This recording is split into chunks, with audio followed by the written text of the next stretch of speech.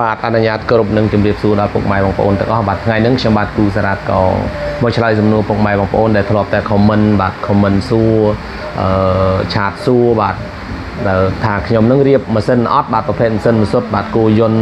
ដូចជាគោយន្តដូចជាម៉ាស៊ីនត្រាក់ទ័រអីបាទពុកម៉ែបងប្អូនបាទគឺខ្ញុំរៀបបាទមួយរយៈមុនហ្នឹងគឺខ្ញុំអត់បានរៀបដោយសារអត់បានទទួលរៀបដោយសារខ្ញុំរវល់ការងារកែច្នៃបាទកាលណាតែយើងទទួលរៀបផងកែច្នៃផងវាយូរការងារបាទពុកម៉ែបងប្អូនតែឥឡូវនេះពុកម៉ែបងប្អូនចង់ផ្ញើមករៀបបានអត់អីទេពុកម៉ែបងប្អូនបាទរៀងអាយលការងារបាទពុកម៉ែបងប្អូនការងារកែច្នៃរៀងអាយលការងារអញ្ចឹងយើងអាចទទួលរៀបបានបាទពុកម៉ែបងប្អូនមានម៉ាស៊ីនដូចជាគូបតាយ៉ាន់ម៉ាប្រភេទប៊ូអឺពួកកូនកាត់បាទពុកម៉ែបងប្អូនចង់រៀបគូបតាបាទចង់ឲ្យដូចថ្មីក៏បានបាទចង់ឲ្យដូចថ្មីក៏បានបាទมันអាចបាន 100% ទេតែបានត្រឹម 90% បាទ 90% ខ្ញុំអាចធ្វើឲ្យបានបាទចង់ម៉ាស៊ីនពុកម៉ែបងប្អូនហុយ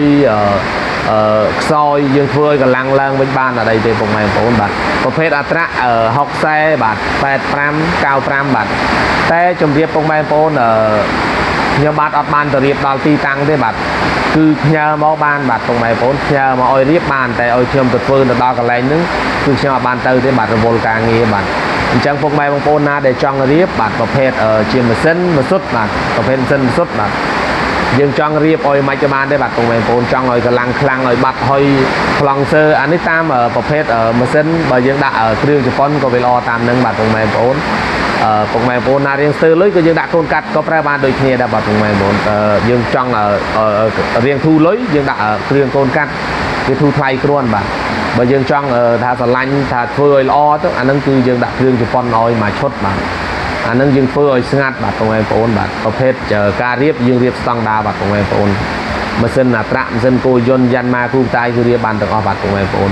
តែមួយរយៈមុនខ្ញុំបាទគូសារ៉ាត់រវល់អត់បានរៀបបាទតែពេលហ្នឹងគឺពុកម៉ែបងប្អូនយកមករៀបបានបាទផ្ញើមករៀបបានបាទ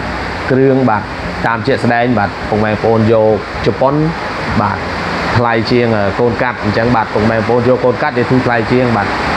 ខ្ញុំបាទអត់មានអីច្រើនបិទសូមអរគុណពុកម៉ែបងប្អូនដែលធ្លាប់តែគ្រប់គ្រងបាទស្នាដៃកូនខ្មែរបាទមានបងប្អូនណាដែលខូចប្លង់សើខូចអីបាទអាចតាក់ទងមកបានបាទផ្ញើតែកូនជ្រូកមកយើងរៀបពីនឹងទៅផ្ញើទៅវិញបានបាទអត់អីទេពុកម៉ែបងប្អូនបើសិនជាពុកម៉ែបងប្អូនខូចគ្រឿងខាងក្នុងធ្ងន់ធ្ងរអានឹងទាល់តែយើងផ្ញើម៉ាស៊ីនមកបាទពុកម៉ែបងប្អូនផ្ញើម៉ាស៊ីនមកគឺយើងមើលតាមនឹងបាទយើងធ្វើឲ្យស្អាតឲ្យបាទខ្ញុំបាទអត់មានអីច្រើនទេបាទសូមអរគុណនិងសូមគោរពលាបាទ